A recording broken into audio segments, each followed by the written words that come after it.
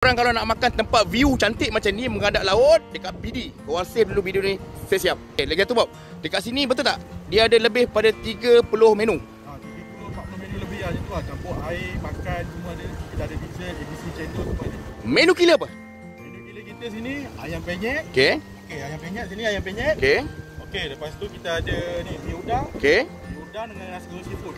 Macam ni berapa harga Bob? Nasi goreng daging. Ha? RM8. Daging. Nasi goreng daging RM8. Macam ni punya banyak? RM8. Okey. Yang udang tu? Yang udang ni Yang kau angkat tu? 17. 17 yang tu?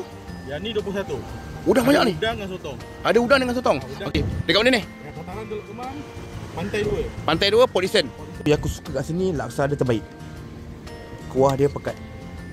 Geng, kedai ni dah lebih daripada 20 tahun ataupun 30 tahun geng. Kedai ni Bob Shake ni. Korang cari kedai ni. Yang ni legend. The Big Boss Legend.